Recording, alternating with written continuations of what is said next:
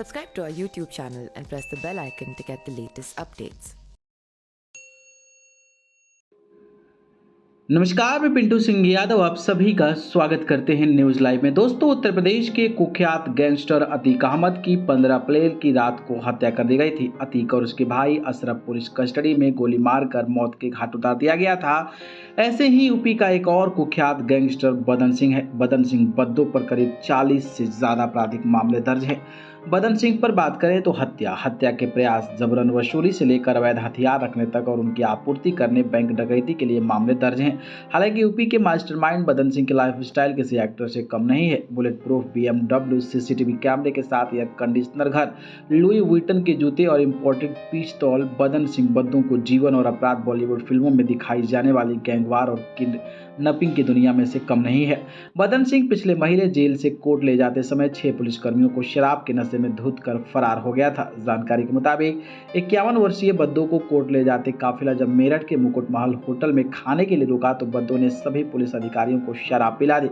इसके बाद वह गिरोह के सदस्यों की मदद से एक काली लग्जरी कार में भाग गया। उत्तर प्रदेश पुलिस को बाद में पता चला कि मुकुट महल को पहले बद्दो से आर्थिक मदद भी मिली थी।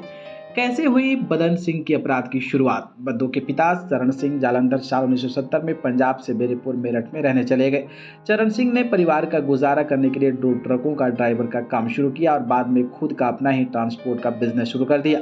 मेरठ के ट्रांसपोर्ट नगर SHO प्रमोद गौतम ने बताया कि बद्दो 7 भाई थे और वह सबसे छोटा था। उन्होंने बताया कि उसने अपने पिता और अपने सबसे बड़े भाई किशन सिंह के क्रिमिनल सर्कल में दोस्त बनाने के लिए अपने ट्रांसपोर्ट बिजनेस में शामिल होने के लिए कहा।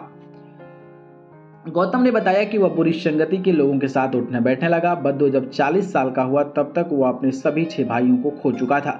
बद्दो के सबसे बड़े भाई किशन सिंह की नई दिल्ली से मेरठ वापस जा रहे समय ट्रक से तेज स्पीड की टक्कर की वजह से मौत हो गई थी।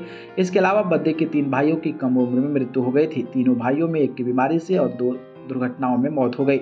1980 के अंत तब तक बद्दो मेरठ में छोटे बदमाशों के साथ चलता था और शराब की तस्करी कर रहा था। यह न केवल मेरठ बल्कि पूरे यूपी, दिल्ली, पंजाब, राजस्थान और यहाँ तक कि आंध्र प्रदेश के अंडरबेली में भी उसके अपराध की शुरुआत थी। इसके बाद वो पश्चिमी यूपी के कुख्यात गैंगस्टर यानी कि रविंदर भूरा गैंग में शामिल हो गया। आपराधिक इतिहास क्या है? बद्दो की जिंदगी में सबसे महत्वपूर्ण मोड़ तब आया जब उसने 1996 में वकील रविंद्र सिंह की हत्या कर दी। इस केस में उसे 31 अक्टूबर 2017 को आजीवन कारावास की सजा सुनाई गई, लेकिन वो फरार हो गया। बद्दो पहले से ही पश्चिमी यूपी में अपराध नेटवर्क में घुस गया था। वह शराब की तस्करी के धंधे से वह जल्द ही ब्लैक मार्केट में लग्जरी कारों की चोरी और बिक्री करने लगा और विवादों के निपटारे के दौरान लोगों से महंगी संपत्ति हड़पने लगा। बद्दो के आपराधिक इतिहास का एक महत्वपूर्ण हिस्सा उत्तर प्रदेश में अन्य गैंगस्टरों के साथ उसके मेल जोल से आया था। रविंद्र भूरा की हत्या के बाद साल 2007 में बद्दो ने मुजफ्फरनगर के एक और कुख्यात डकैत सुशील मूच के साथ हाथ मिला लिया। सुशील मूच राज्य में 10 से ज्यादा हत्याओं के लिए जाना जाता था। हालांकि पिछले महीनों बद्दो को पुलिस से फरार होने के 2 दिन बाद ही मूच ने मुजफ्फरनगर की एक स्थानीय अदालत के मुख्य न्यायिक मजिस्ट्रेट के सामने सरेंडर कर दिया। SHO गौतम ने बताया कि बद्दो के खिलाफ 1988 में पहला हत्या का मामला दर्ज किया गया था। बद्दो ने व्यापारिक असहमति की वजह से मेरठ में गुदरी बाजार कोतवाल में राजकुमार नाम के एक व्यक्ति को दिन दहाड़े गोली मारकर हत्या कर दी थी।